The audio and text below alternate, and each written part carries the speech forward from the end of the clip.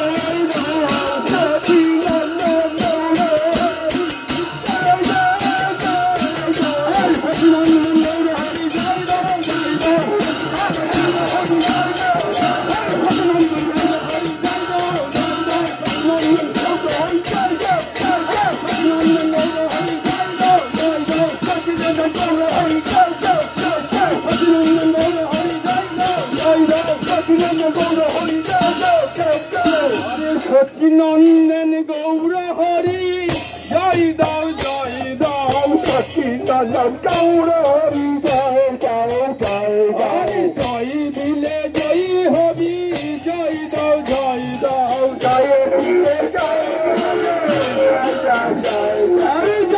দিলে জয় হবি জয় দাও জয় দিলে জয় হবে জয় দাও নিত্যানন্দ বলো গৌর নিত্যানন্দ নিত্যানন্দ বলো জয় নিত্যানন্দ গৌর নিত্যানন্দ বলো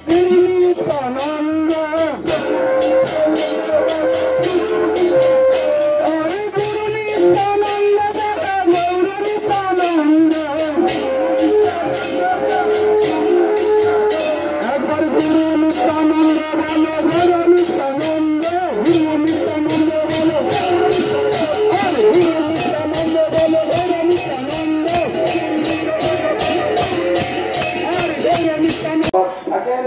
বহুদিন পরে আমাদের সঙ্গে আবার মিলিত হয়েছে পুরনো বন্ধু তার দিক থেকে আমরা Gold is gold. Old friend is gold friend. Father, I am very happy to meet today. His name is Jagadananda Das. Always every day he is sending some message in Facebook and if you like Father Jagadananda Prabhu will speak some Hari Katha for our benefit. Thank you so much. Hare Krishna. Jai Jagadananda Prabhu ki Jai. All the Vaishnavas ki Jai. Jai Bhagavan ki Jai. Srila Prabhupada ki Jai. Jai Gaura Mehri Hare Hare.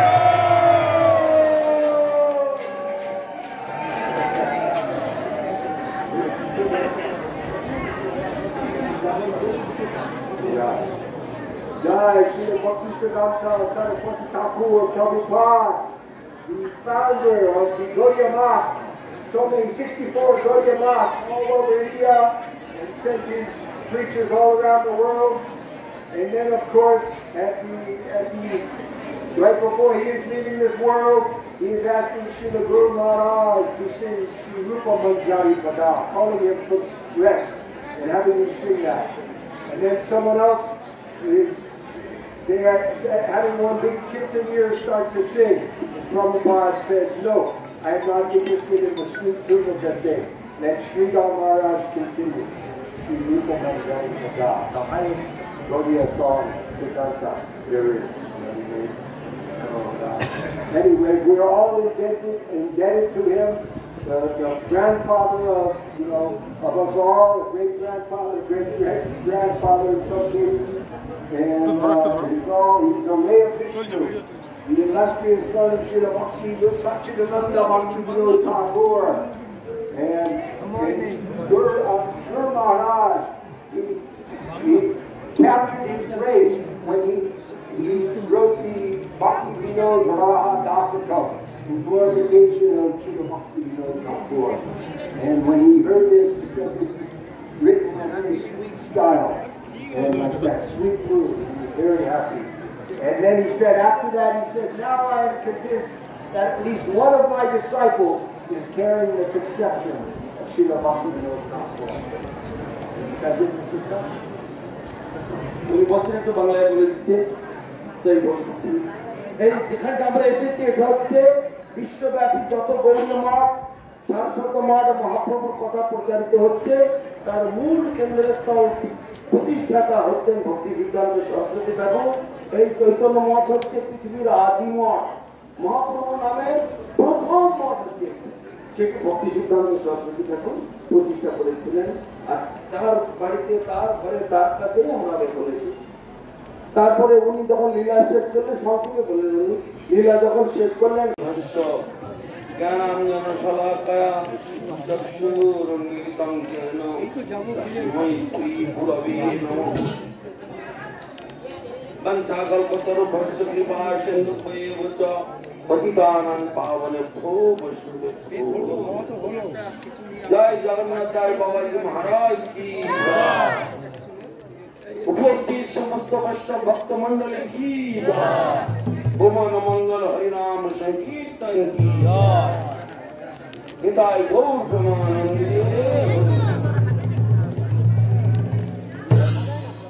ভগবানের লীলা যেমন অনন্ত অব্যক্ত অচিন্ত, তেমনি ভগবানের ভক্ত বৈষ্ণবগণ তাদেরও লীলা অচিন্তনীয়, অবর্ণনীয়, কল্পনাতীত। অতএব ভগবানের লীলা বৈষ্ণবদের লীলা একই।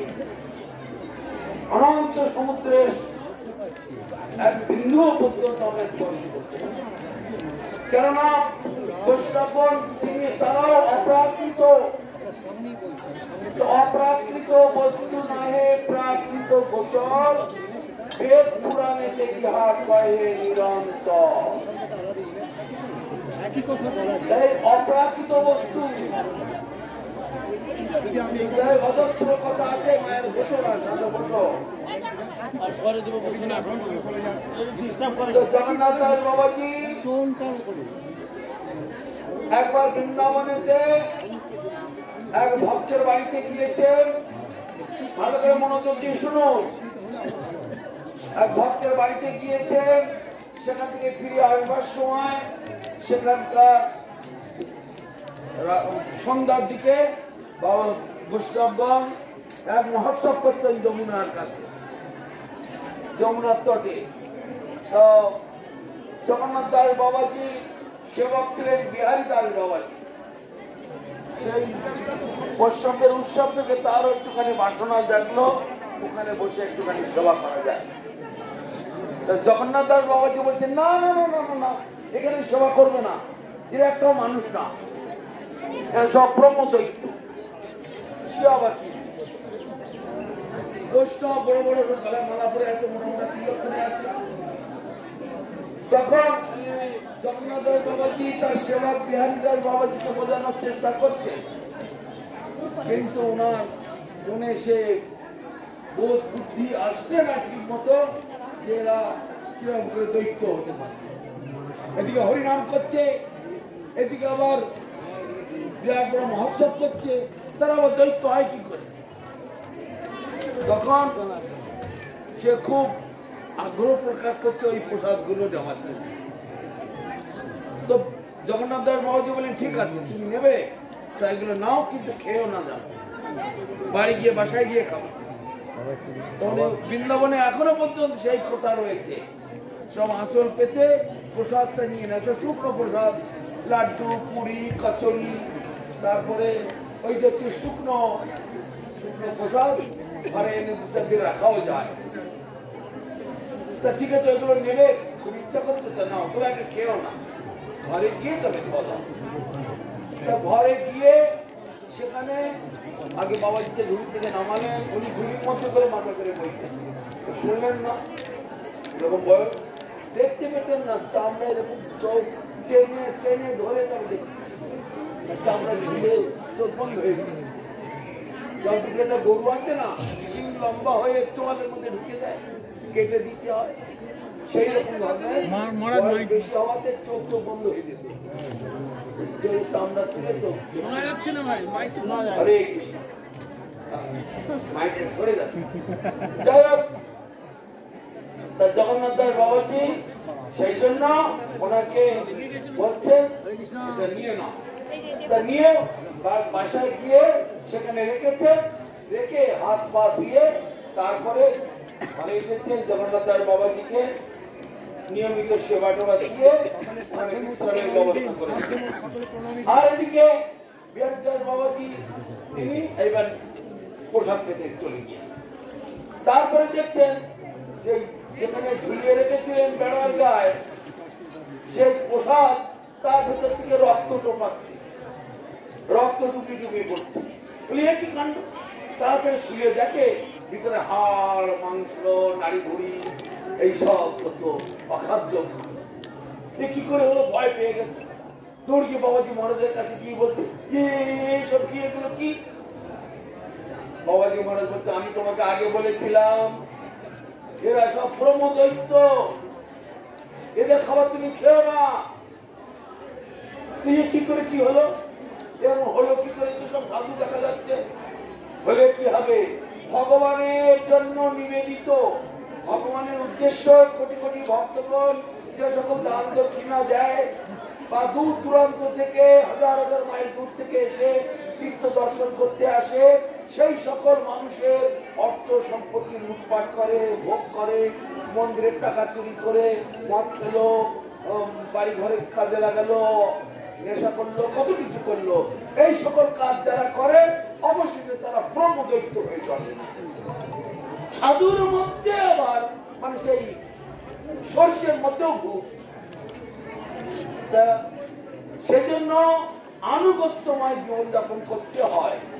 আনুগত্যময় জীবনযাপন করলে আর তাদের কখনোই ব্রহ্মদৈত্য হয়ে জন্ম।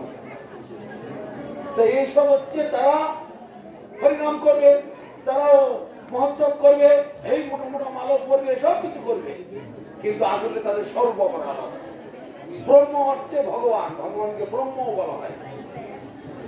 যস্য প্রভা প্রভবত জগদণ্ড কোটি কোটিশ্বশেষ বস্তুহাদি বিভূতি ভিন্নম তদ ব্রহ্ম নিষ্কলমন অনন্তম শেষ ভূতম গোবিন্দম আদি পুরুষ অন্তমান ভজামি। ভগবানের জ্যোতিকে ব্রহ্ম বলা হয়। সেই ব্রহ্ম দৈত্য, ভগবানের ভজন করতে এসেছে কিন্তু আবার এদিকে দৈত্যের স্বরূপ। সেই জন্য ওই সকলে সঙ্গ করলে হবে না। গঙ্গাসাগরে, তারপরে দিকে কুম্ভ মেলায় হাজার হাজার লক্ষ লক্ষ সাধু পাওয়া যায়। গেরুয়া বস্ত্র দেখলেই হবে না, উলঙ্গ সাধু, ছাইভস্য মাখা সাধু, জটা জুটিওয়ালা সাধু। এক সাধু যাচ্ছে, চারজন লোকে তার জটা ধরে রেখেছে। এখানে কত বড় সাধু জানেন? আমার গুরু 2000 বছর ধরে তপস্যা করছে, তার জটা কত লম্বা হয়ে যায়। অবশ্যই সব জটা বটা ওই শ্মশান ঘাটে টাটে তারা মাথা নাড়া করে, সেই চুলগুলো জোগাড় করে জটার গায়ে জড়িয়ে জড়িয়ে জড়িয়ে জড়িয়ে জটা লম্বা।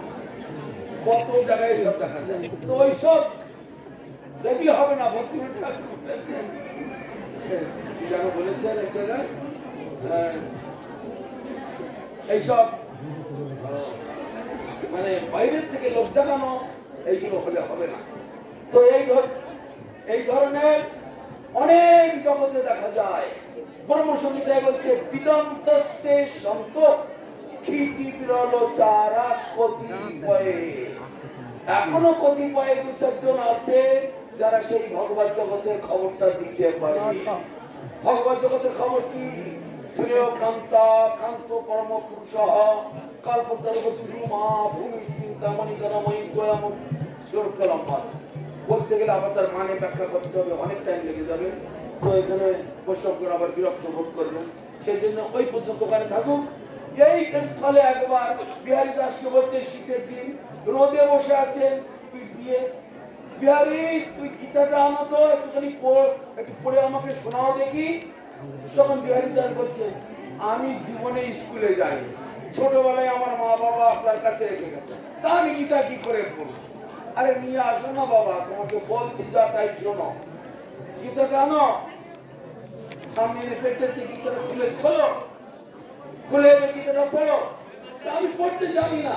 আরে ওদিকে তাকাও না, গীতার দিকে তাকাও, তাকিয়ে গীতাকে প্রার্থনা করো, হে গীতা তুমি শ্রদ্ধেয় পূজনীয় বা সকলের তুমি আদরণীয়, তুমি কৃপা করে আমাকে তোমার কথা, তোমার ভিতরে কি শিক্ষা দেওয়ার আছে আমাকে জানি। বারবার বল, প্রার্থনা করো, গীতার মধ্যে প্রার্থনা করো, ওদিকে তাকাও, কাঁদো, তারপরে গীতা তোমার কাছে প্রকাশ হবে। তো গুরুদেবের কথা মতো শিষ্য সেটা করতে লাগলেন। ধীরে ধীরে ধীরে ধীরে কি দেখতে পাচ্ছেন? ওই গীতার ভিতরে একটা ছবি যেন ভেসে উঠছে, একটা রথ। সে রথের মধ্যে অর্জুন গায়ে হাত দিয়ে বসে আছে, আর ওদিকে কৃষ্ণ দাঁড়িয়ে উপদেশ করছে। কিছু দেখতে পাচ্ছেন? হ্যাঁ হ্যাঁ, এরপর ছবি দেখতে পাচ্ছেন। এইবার ওখানে দেখো কৃষ্ণ কি বলছেন, সেটা আমাকে শোনা। দেখুন, গুরুদেবের কৃপাতে মুখম করতি বাচালম পঙ্গুম লম্বহতি গিরি। মুখ মানে বোবা, বোবা সে বাচাল হয়ে যায়, লেকচারার হয়ে যায়, পঙ্গু মানে হাঁটতে পারে না, সে পাহাড় লাগিয়ে চলে যায়, ম্যারাথনের থেকে পুরস্কার নিয়ে আসতে পারে। মুখম করতে বাচলম পঙ্গলম হইতে গিরি যত কৃপাতম বন্দে শ্রী গুরুদেবের কৃপাতে অসম্ভব সম্ভব হয়ে যায়। আমরা শুনেছি না, কালিদাস মহামূর্খ ছিল, গাছের ডালের আগায় বসে পড়া কাটতো যে কালিদাস, সেই কালিদাস এক রাতেই মহাকবি কালিদাস। তারপরে আমাদের উপনিষদে বলছে নাম সৃষ্টা না, ওটা নয়, মনেই করতে যাই হোক, তো গুরুদেবের কৃপাতে অলৌকিক ভাবে এইসব ঘটনা ঘটতে পারে, হতে পারে, অসম্ভব কিছুই। তো আমরা এই যে জগন্নাথ দাস বাবাজি এখানে এসেছি, এটা হচ্ছে সেই সিদ্ধ মহাত্মা। সিদ্ধ মহাত্মা এইরকমই হয়, তারা এখানে বসে আছেন, বৃন্দাবনে কি হচ্ছে সেখান থেকে দেখতে। যেমন বংশীধর বাবাজি হঠাৎ কুকুর তাড়াচ্ছেন, যা যা যা যা, কুকুর তাড়াচ্ছেন। কি হচ্ছে, কি হচ্ছে বাবাজি, কি হচ্ছে? আরে কুকুর ঢুকেছে, মন্দিরে কুকুর ঢুকেছে। কোথায় মন্দিরে কুকুর ঢুকিনি? আপনি কি বলছেন? আরে এখানে না, বৃন্দাবনেতে বসে আছেন এই গঙ্গার ধারে। সিদ্ধ মহাত্মারা এখানে বসে আছেন, বৃন্দাবনে কি হচ্ছে, গোলকে কি হচ্ছে, স্বর্গে কি হচ্ছে, নরকে কি হচ্ছে, তারা সব দেখতে পান। সিদ্ধ কথার অর্থ আপনারা এই ভাববেন না আলু শুদ্ধ, কচু শুদ্ধ, বেগুন শুদ্ধ, মানে শব্দ রজতম এই গুণের যে গুণাতীত ভূমিকায় যারা পৌঁছে দিতে পেরেছে, তারা সব কিছু দেখতে পান, সব কিছু তাদের লোকে। আমাদেরকে সেই সকল বৈষ্ণবের সঙ্গ করতে হবে। সেই জন্য পরমসংহিতায় বলছে বিদান্তাস্তে, এখনো বিরাজ করছে, অবস্থান করছে সন্ত মানে সাধুগণ, ক্ষিতি বিরল চারা, খুব বিরল। গুরুমার্কে বলতে দেখি আঙুলে ঘুরতে কতিপয়ে, কতিপয় তো চাচ্ছে না, এরকম অতএব ওই দলে দলে ওই গঙ্গাসাগরে কি সাধু অমুক সাধু যেতে করলে হবে। অতএব অনেক কথা আছে, অনেক বলার ক্ষমতা আছে। জয় জগন্নাথ দাস বাবাজি মহারাজ, জয় নবদ্বীপ ধাম সংস্করণের দ্বিতীয় দিবস উপলক্ষে সমস্ত বৈষ্ণব ভক্ত মন্ডলী কি ভুবন মঙ্গল হরিনাম সংকীর্তন কি।